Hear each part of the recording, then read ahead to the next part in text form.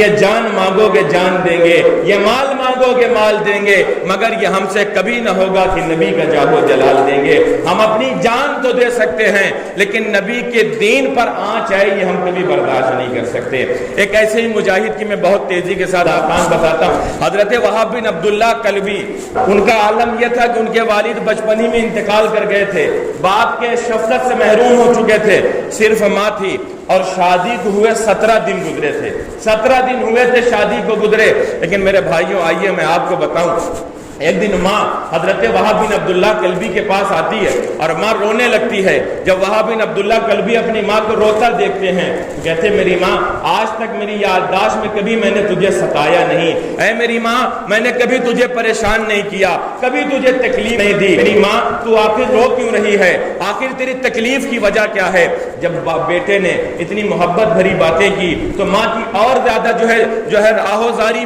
بڑھ گئی اور ماں اور تیز رونے لگی۔ حضرت وہاب بن عبداللہ کلبی اپنی ماں کا قدم پکڑ لیتے ہیں، اپنی ماں کے پیروں کو پکڑتے ہیں، کہتے ہیں میری ماں ذرا بتا تو صحیح، آخر میری وجہ سے تجھے کوئی تکلیف ہوئی یا کسی اور نے تجھے کوئی تکلیف دی؟ آخر بتا تو صحیح، تو روتی کیوں ہے؟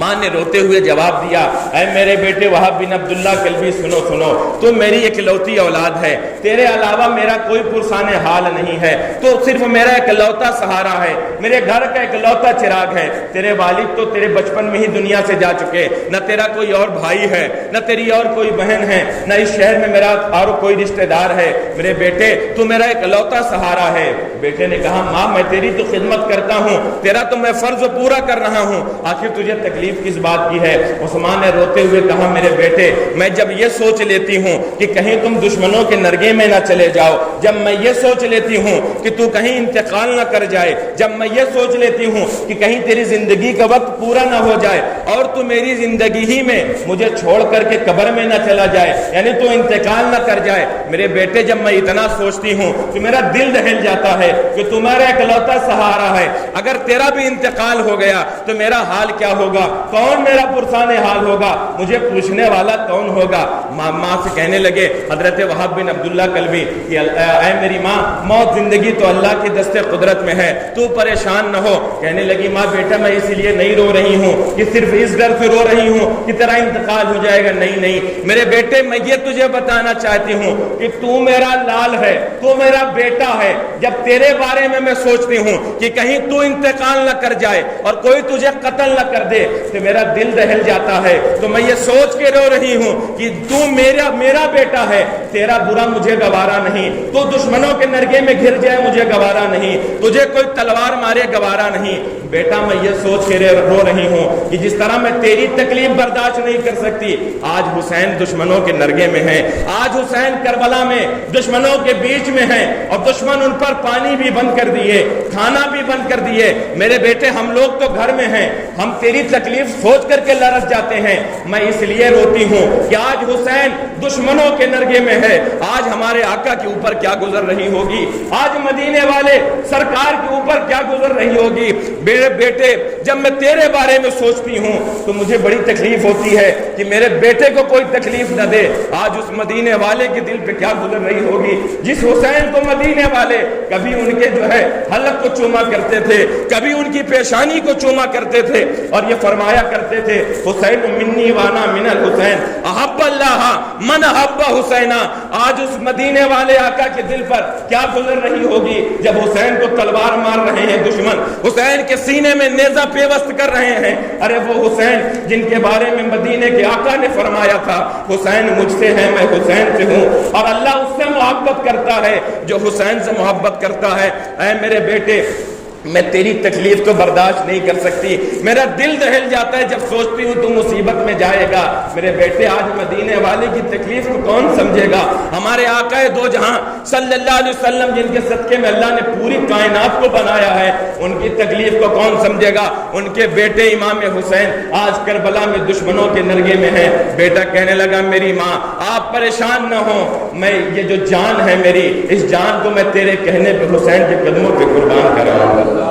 غور کریں ماں نے کہا میرے بیٹے تیری شادی کو بھی 17 دن ہوئے، ابھی تو عیش و عشرت کے زمانے ہیں، میرے بیٹے تیری شادی کو صرف 17 دن ہوئے۔ کہنے لگے میری ماں ایسی کوئی بات نہیں ہے، یہ جان دی ہوئی اسی کی تھی، حق یہ ہے کہ حق ادا نہ ہوا، میں جان بھی دے دوں تب بھی حسین کا حق تو نہیں ادا کر سکتا، اے میری ماں مجھے بس اتنی اجازت دے دے کہ میں اپنی اس بیوی کے پاس چلا جاؤں جس نے اپنے گھر والوں کو چھوڑ کر میری خدمت کے لیے میرے گھر آئی، میں صرف اسے اتنا بتا دوں کہ آج سے میں تجھے آزاد کرتا ہوں، تو جہاں چاہے نکاح کر لے، تو کہیں اور شادی کر لے، اس لیے کہ میں آج حسین کا ساتھ دینے جا رہا ہوں، اور تب تک میں کربلا سے پیچھے نہیں آؤں گا جب تک حسین کے قدموں پہ اپنی جان کو قربان نہ کر دوں گا۔ ماں نے کہا میرے بیٹے عورتوں کا دل بڑا نازک ہوتا ہے، عورتیں بہت ناقص العقل ہوا کرتی ہیں، اے میرے بیٹے تو اگر اپنی بیوی کے پاس گیا، خدا نخواستہ اس نے کچھ ایسی باتیں کر دی کہ تیرا دل پھر اس سعادت سے محروم ہو گیا، تو کربلا نہ جا سکا اور بیوی کی باتوں میں آ گیا، کہنے لگے میری ماں میں اسے 17 دن میں جان گیا ہوں کہ اس کے دل میں حضور اکرم صلی اللہ علیہ وسلم کے اہل بیت اطہار کی محبت سمندر کی طرح موجیں مار رہی ہے۔ اے میری ماں مجھے اجازت دے،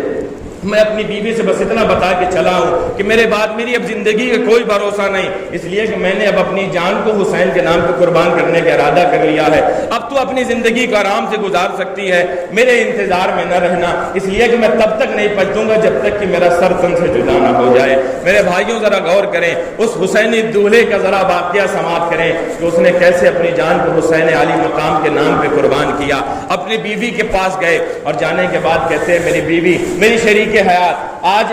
میری ماں نے مجھ سے روتے ہوئے بتایا، مجھے تو معلوم بھی نہیں تھا، میری ماں نے بتایا کہ کربلا میں حسین جو ہمارے حضور کے نواسے ہیں، جن کے بارے میں میرے حضور نے فرمایا تھا الحسن والحسین سیدہ شباب اہل الجنہ، میرے حسن اور حسین جنتی بادشاہوں کے جنتی جوانوں کے سردار ہیں۔ اے میری شریک حیات، اے میری بیوی آج سے میں تجھے آزاد کرتا ہوں، میں کربلا جا رہا ہوں اور وہاں پر حسین کے نام پر اپنی جان کو قربان کروں گا، یزیدیوں سے لڑتے ہوئے اللہ کی بارگاہ میں شہادت کا جام نوش کر لوں گا۔ بی بی کہنے لگی میں جب شادی کر کے آپ کے گھر آئی ہوں تو اس لیے نہیں آئی ہوں کہ آپ مجھے آزاد کر دیں میں کہیں بھی چلی جاؤں، میں شادی کر کے آئی ہوں تو اس لیے آئی ہوں کہ دنیا میں بھی آپ کے ساتھ رہوں اور آخرت میں بھی آپ کے ساتھ رہوں۔ اگر اسلام یہ اجازت دیتا کہ عورتیں بھی جنگ لڑیں تو اے میرے شوہر نامدار آپ کا خون بعد میں گرتا، حسین کے نام پر آپ کی بیوی خون پہلے گرا دیتی۔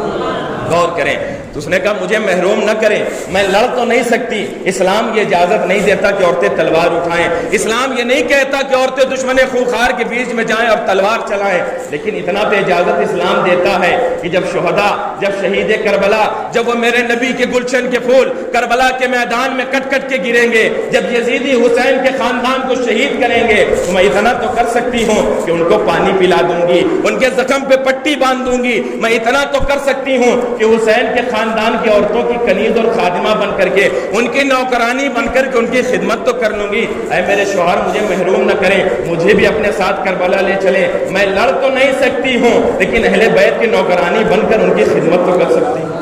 غور کریں میرے بھائیوں، حضرت وہب بن عبداللہ کلبی اپنی ماں کو لیتے ہیں، اپنی بیوی کو لیتے ہیں اور لینے کے بعد کربلا کے میدان میں جاتے ہیں، امام حسین رضی اللہ تعالیٰ عنہ کی بارگاہ میں عرض کرتے ہیں اے حسین میں آپ کے نام پر جان قربان کرنے کے لیے آ گیا، میری شادی کو 17 ہی دن ہوئے لیکن مجھے اس کی پرواہ نہیں، آج دشمن کے نرگے میں آپ کو دیکھ رہا ہوں اور یہ سوچ رہا ہوں کہ جو حسین بچپن میں جب دوڑتے ہوئے گر جاتے تھے تو مدینے والے آقا بے قرار ہو جاتے تھے، آج اس حسین کی طرف ظالم تیر مار رہے ہیں، اپنی برچھیوں کو بلند کیے ہوئے ہیں، تلوار کا وار کرنے کے لیے پریشان ہیں اور یہ کہتے ہیں کہ حسین جو ہے دنیا کے لیے آیا ہے۔ میرے بھائیوں وقت ہو رہا لیکن میں آپ کو بتاؤں امام حسین کا جب ذکر چھڑ گیا، آج ظالم کہتے حسین دنیا کے لیے کربلا میں گئے تھے، آج یہ بدبخت بدتمیز کہتے ہیں کہ امام حسین حکومت کے لیے گئے تھے، اور ذاکر نائک جیسے بدبخت کہتے ہیں اپنے بیان میں کہ امام حسین کربلا میں بھوکے پیاسے مار دیے گئے۔ میں کہتا ہوں ظالموں آؤ سنو، میں تمہیں درس دیتا ہوں، تم نے تو کربلا پڑھا ہی نہیں، کربلا پڑھنا تو سنیوں کی قسمت میں ہے،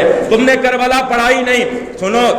ایک ظالم، میں اس واقعے کو روک کر آپ کو بتاؤں، ایک ظالم امام حسین کے پاس آیا اپنے گھوڑے کو لے کر کے اور کہنے لگا حسین دیکھو یہ دریائے فرات کیسی لہریں مار رہا ہے، کیسے موجیں مار رہا ہے، یہ دریائے فرات کیسا لبالب بہ رہا ہے، لیکن حسین تجھے ایک قطرہ بھی پانی کو نہیں دوں گا۔ کہنے معاذ اللہ، کہنے لگا حسین تجھے ایک قطرہ بھی پانی کا نہیں دوں گا، دیکھ یہ کیسے دریائے فرات لبالب بہ رہا ہے، تمہارے گھر والوں کو تمہارے بچوں کو ایک قطرہ بھی پانی نہیں دوں گا۔ امام حسین نے اللہ کی بارگاہ میں دست دعا کو بلند کیا اور دعا کیا پروردگار عالم یہ تیرے نبی کے نواسے کو کہتا ہے کہ تجھے ایک بوند پانی نہیں دوں گا، توہین کرتا ہے، اے میرے اللہ اسے پیاسا مار دے۔ تاریخ گواہ ہے ادھر حسین کا ہاتھ اٹھا تھا، ادھر اس ظالم کا گھوڑا بتکا اور وہ گھوڑے کی رکاب میں پھنس کر کے چلتا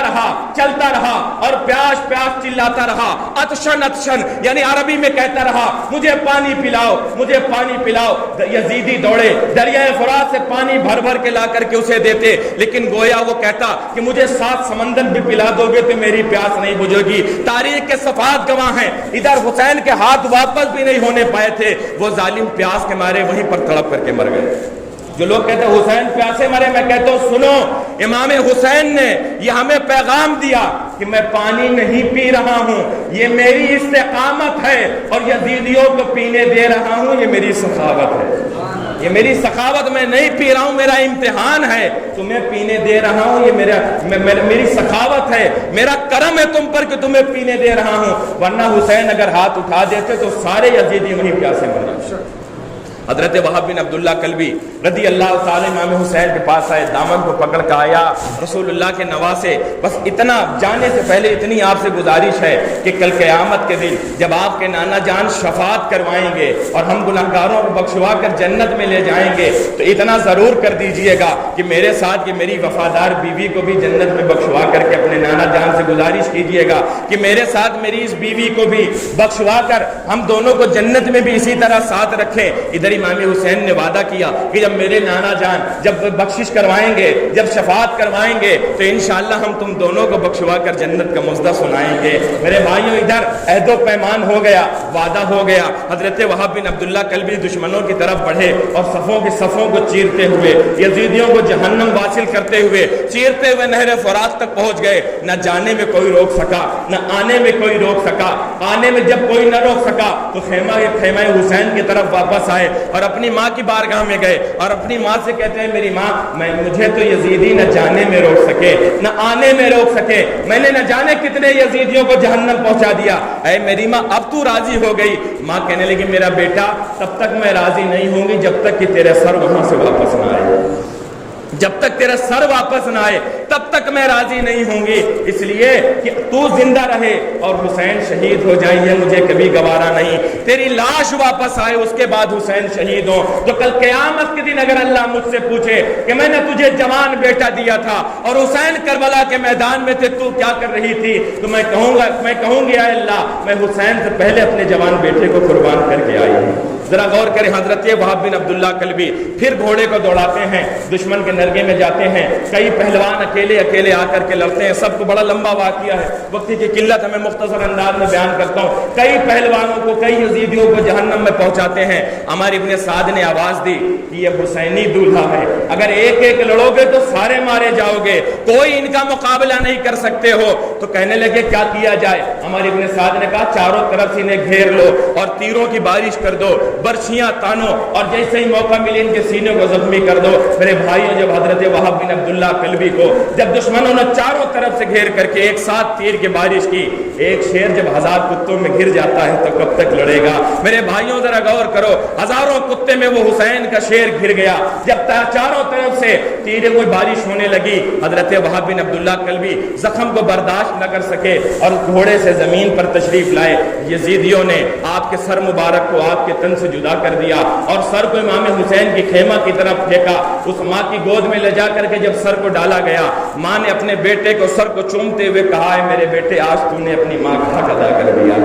आज तूने अपनी माँ का हक अदा कर दिया। कल जब क़यामत दिन अल्लाह मुझसे पूछेगा कि तू हुसैन करबला के मैदान में दुश्मनों के नरगे में गिरा था, तूने क्या किया, तो मैं तेरा सर पेश करके कहूंगा मेरे अल्लाह मैं हुसैन के सर में हुसैन के कदमों में अपने बेटे का सर पेश करके आ रही हूँ। उसके बाद सर को उस बीवी के कदमों में दिया गया। जब उस बीवी की झोली में अपने शौहर का सर जब उसने देखा तो उस बीवी ने अपने शौहर की पेशानी पर बोसा दिया और कहने लगी है मेरे शौहर आप अकेले शहादत का जाम नोश कर गए, आप तो जन्नत के मेहमान बन गए और मुझे दुनिया ही में छोड़ गए। इतना उसने कहा और एक चीख हमारी तारीख के सफात गवाह हैं, उसी सर से लगे हुए उसकी बीवी की भी रूह परवाज कर गई और दोनों एक साथ अल्लाह की जन्नत के मेहमान हो गए। अल्लाह पाक से दुआ है कि अल्लाह ताला हमें और आपको इन शुहदा की कुर्बानियों को याद करने की तौफीक अता फरमाए और इनके नक्शे कदम पर हमें चलने की तौफीक अता फरमाए। शुहदाए करबला और इमाम हुसैन इमाम अली मकाम रज़ी अल्लाह तआला अन्हु के नक्शे कदम पर अल्लाह हम सब को चलने की तौफीक अता फरमाए। शहनशाह शहीदा हो, अनोखी शान वाले हो, हुसैन इब्ने अली तुम पर शहादत नाज करती है। अस्सलामु अलैकुम।